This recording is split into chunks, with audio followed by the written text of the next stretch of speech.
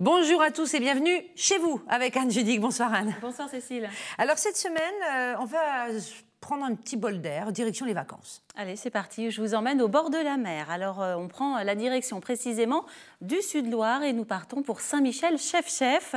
Alors, la ville, elle est située entre Saint-Brévin au-dessus et Pornic en dessous au sud.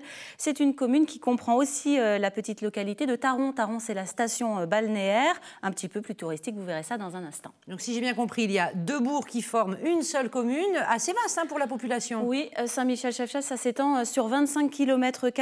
La commune compte 4500 habitants qu'on appelle les Michelois. Leur maire, c'est Irène Geoffroy de Divers-Droite. Alors le nom Saint-Michel-Chef-Chef, excusez-moi, mais d'où vient cette idée saugrenue? Est-ce que le nom a une histoire? Alors c'est un nom qui est un petit peu drôle, mais finalement l'explication, elle n'est pas si drôle que ça. En fait, pour expliquer le chef-chef, c'est d'étymologie. En fait, ça viendrait du chef chevassier, qui était le gardien des biens de l'église et qui résidait dans une chefferie à Saint-Michel. Alors on disait bien Saint-Michel du chevessier chef, mais comme vous l'avez constaté, c'est pas facile à dire. Alors finalement, ça s'est déformé en Saint-Michel chef-chef. Et puis aussi de Chevêché, c'était le nom de la Pointe Saint-Gilda également. Donc c'est deux petites explications pour le nom de Saint-Michel chef-chef. Alors maintenant qu'on a dit ça, on va pouvoir visiter la commune.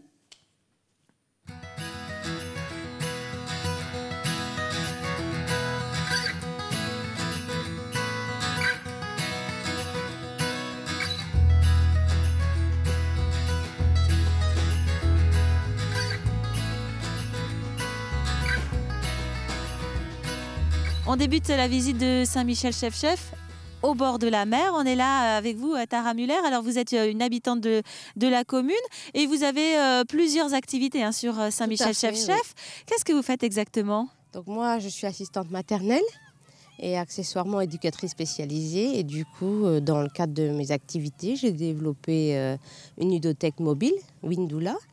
Alors avec les enfants que vous gardez, avec Mélodie par exemple aujourd'hui, les endroits que vous aimez bien fréquenter, c'est cette plage, notamment la plage de la Cormorane. Qu'est-ce qui vous plaît ici? Oui, et puis parce que c'est puis la mi-chemin entre Taron et puis Saint-Michel, et puis c'est pas loin de la maison non plus.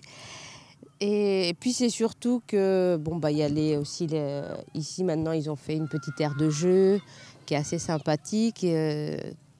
Tout l'espace ici a vraiment été aménagé de manière très conviviale et puis chaleureuse et familiale. Donc c'est très plaisant de se retrouver là avec les enfants, quoi. C'est un endroit qui est très vivant. On voit des chars à voile derrière nous. Oui, il y a des activités là. Tout à fait, oui. Oui, les écoles font des activités. Puis en été, c'est plus les vacanciers. Mais non, c'est très, très, très dynamique. Puis il y a le longe-côte aussi qu'on voit. C'est quoi ça? Le longe-côte, c'est la marche dans l'eau. D'accord. Donc ce sont les baigneurs, entre guillemets, qu'on a vu passer là. Voilà, ils font de la marche sportive. C'est ça. Ils font de la marche sportive dans l'eau, mais avec un coach.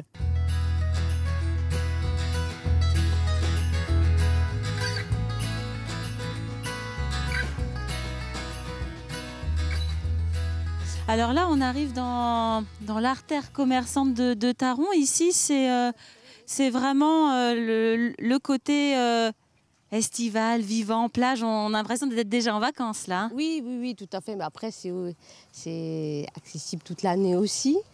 Mais là, c'est vraiment Taron, quoi.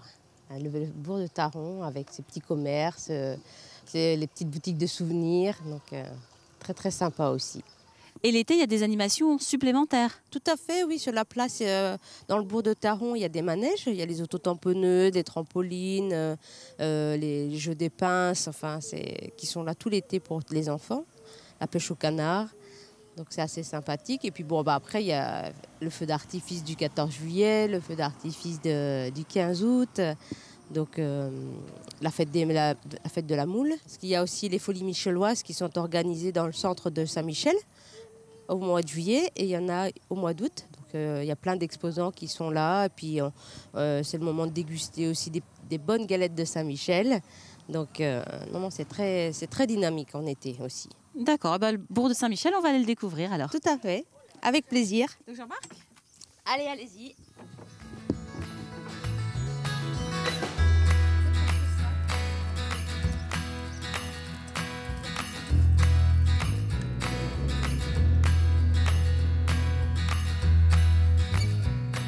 Alors on termine la visite, on est là sur le marché dans le bourg de Saint-Michel-Chef-Chef. Tout à fait, ouais. C'est un marché qui a toute l'année ici. Toute l'année, oui, les mercredis et les vendredis. Sur le bourg de Saint-Michel, à Taron, il est le samedi.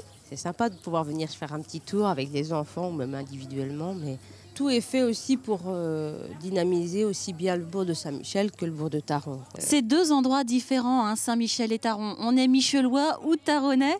Oui, ceux deux qui sont de pure souche font la distinction, ce qui était assez amusant parce que pour moi qui n'est pas d'origine micheloise, quand je suis arrivée, ça m'avait assez surpris et amusé en même temps, cette distinction. Après, voilà, pour moi, c'est une seule et même commune et l'un ne va pas sans l'autre, quoi. Bon, super. Merci beaucoup pour la visite de la commune. Avec plaisir. Voilà pour la balade et j'en profite pour vous dire que notre guide Tara Müller, eh bien, elle vient tout juste de publier un livre qui s'appelle Sabrang. Alors c'est un roman en fait à destination des parents, hein, c'est un petit peu son métier de s'occuper des enfants et du coup eh bien, un support pédagogique qui sera en vente à partir de cet été sur la commune. Alors Saint-Michel, est-ce que c'est une commune dynamique toute l'année ?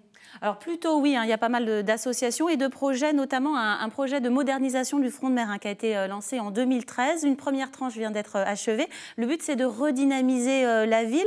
C'est le boulevard de l'Océan en fait qui a été réaménagé. Et une très belle place a été inaugurée, on la voit là. Il y a quelques semaines, c'est voilà, vraiment juste au bord de la mer avec une petite cabane de restauration rapide. Et voilà, les Michelois ont tout de suite apprécié parce que ça fait un élément supplémentaire de vie tout au long de l'année en fait. On a vu pas mal d'enfants là sur les images. Est-ce que c'est une commune relativement jeune ? Alors les enfants qu'on a vus sur les images, ce sont des enfants qui étaient en sortie scolaire, des enfants qui venaient de Saint-Émilien-de-Blain, une commune qu'on avait visitée il n'y a pas très longtemps. Il y a à Saint-Michel-Chef-Chef deux écoles, une publique, une privée. Pour le collège, il faut aller sur Saint-Brévin ou Pornic. Alors la commune profite de nombreux commerces dans le bourg ou en bord de mer. Et puis, il y a même une belle médiathèque et puis d'autres services. Alors forcément, les habitants, ils sont plutôt contents. Écoutez-les. L'avantage, c'est qu'on a à la fois la mer et la campagne. On allie bien les deux, quoi. Moi, j'aime bien parce que c'est calme, il n'y a pas beaucoup de circulation. On a tous les commerces on a un Super U, on a ce qu'il nous faut, on a la mer, on a le Boirois, on a tout ce qu'il faut. J'aime le Remblai, la côte qui est très belle, pittoresque, les pêcheries. J'aime mon cinéma, qui est un cinéma associatif, le cinéma Saint-Michel, super bien, qui est menacé d'ailleurs à cause du complexe qui risque de se faire à Pornic.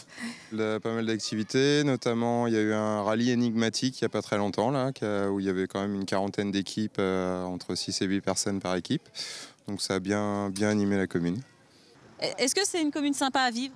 Oui, bien sûr, mais il n'y a pas assez de monde l'hiver. C'est brutal, quoi, la différence. Mais bon, ça fait du bien aussi d'avoir du monde. Faut bien. Ça nous remue un petit peu.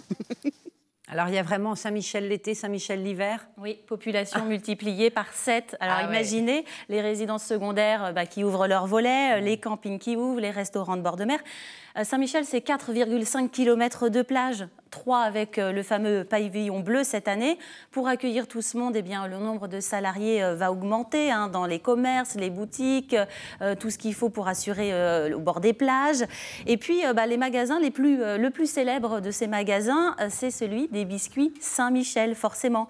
Alors, la marque Saint-Michel, c'est une biscuiterie familiale depuis 1905. C'est cette famille-là qu'on voit à l'écran, avec au milieu le papa Joseph Grelier et ses 7 enfants. Il s'est lancé dans la production des fameuses galettes. Une saga familiale, une vraie saga qui va durer jusqu'en 1994, date du premier achat de la marque. Aujourd'hui, elle est propriété d'une autre grande famille française, mais ce n'est pas les Grelier, donc. Et vous, Anne, vous avez eu la chance d'aller visiter l'usine. Alors, visiter la boutique, pardon. À défaut de l'usine, justement, c'était notre envie première. Mais c'est top secret chez Saint-Michel, la fabrication des biscuits. On n'a pas le droit d'y jeter un œil, pas le droit d'y mettre une caméra. Ce sont derrière ces bâtiments blancs pour une petite partie de la production, mais il y a 7 sites de production en France, 200 salariés sur la commune de Saint-Michel et bientôt un site beaucoup plus grand qui va ouvrir à Saint-Père-en-Retz, c'est à quelques kilomètres. Alors au magasin où nous nous sommes rendus, c'est 6 salariés qui travaillent là toute l'année et l'été, il y en a 10 de plus. Regardez.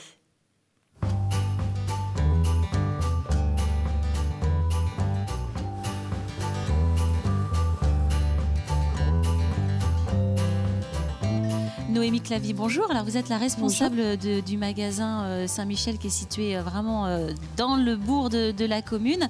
Et on est en fait dans les locaux historiques, hein, c'est ça? Oui, depuis 1905 en effet. Joseph Grelier, qui était pâtissier, a créé la célèbre galette Saint-Michel.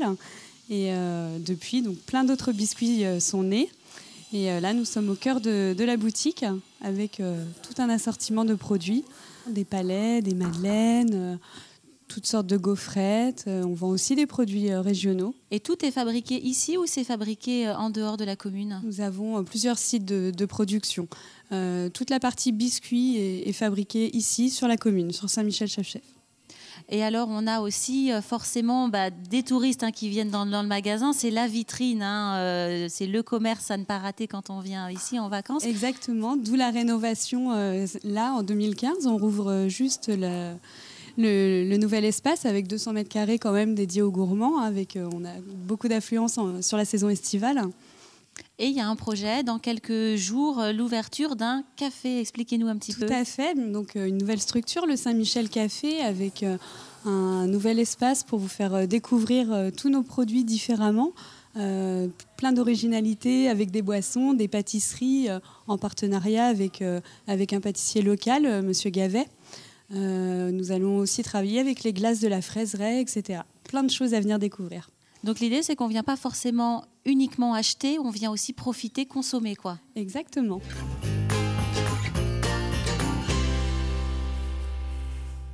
Et voilà pour la découverte de Saint-Michel, de sa biscuiterie. Tout ça devrait plaire aux estivants. Et maintenant, on passe à la rubrique Web TV. Oui, avec cette semaine, 3 extraits de reportages proposés par la Web TV, TV sur Erdre. Alors, on va y parler de disco soupe à la Chapelle-sur-Erdre, de rigologie à Sucé-sur-Erdre. Et puis, c'est aussi l'occasion de revenir sur les 30 ans de solidarité emploi à la Chapelle-sur-Erdre.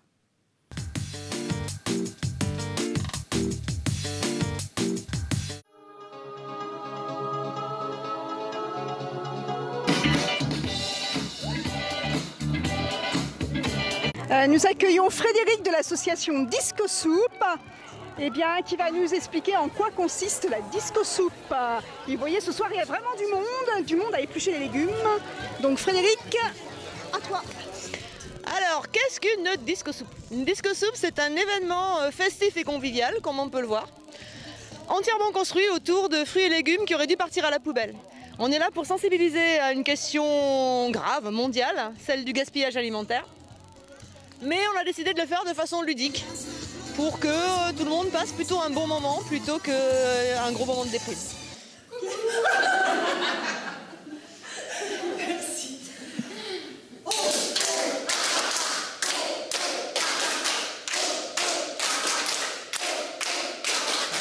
Donc la rigologie, pour moi, c'est vraiment faire le choix d'être heureux, choisir chaque jour d'être heureux. Donc c'est utiliser les bienfaits des sourires et des rires. Ouais. Pour pouvoir mettre de la joie dans sa vie. C'est-à-dire que chaque matin, commencer par installer un sourire sur son visage et s'offrir son premier sourire. Et après, ça change tout pour la journée. Et dans la pratique, c'est vraiment, après le groupe, il apporte autre chose. Il y a toute une énergie qui se dégage, une dynamique, voilà. Mais c'est vrai que ça implique des changements dans la vie de tous les jours. Les personnes qui ont commencé au mois de septembre, elles ne sont plus les mêmes arrivées au mois de juin. Bonjour Isabelle. Bonjour, merci d'être venue. Oui. 30 ans, c'est un bel événement. Ah oui, on ne pensait pas à la création de l'association, j'y étais pas, mais les bénévoles de l'époque ne pensaient pas rester aussi longtemps. Oui, ils sont toujours là. Oui, voilà. Et on est toujours là et la structure a pris beaucoup d'importance sur le territoire. Association loi 1901, évidemment. Comment est structurée l'association ? Alors, Solidarité Emploi, effectivement, est une association loi 1901 qui porte 2 outils d'insertion. Une association intermédiaire qui est conventionnée par l'État et son rôle c'est d'embaucher des demandeurs d'emploi, de les mettre à disposition auprès de particuliers, d'associations, d'entreprises, de collectivités. La deuxième activité de Solidarité Emploi, c'est le chantier d'insertion qui porte 2 activités. Là il y a une bonne après-midi. Le sentier est relativement long, c'est assez escarpé en plus, donc ouais. Okay. C'est un site où je les ai briefés tout à l'heure parce qu'il y a pas mal de cailloux, de racines. On lance un appel également, donc vous, collectivités, élus, etc. N'hésitez pas à faire fonctionner cette association, appelez Isabelle. Et pareil, vous, chef d'entreprise, faites comme Bugbuster qui vient de Bouguenais. Voilà. Merci beaucoup Isabelle, passez une belle journée, merci beaucoup.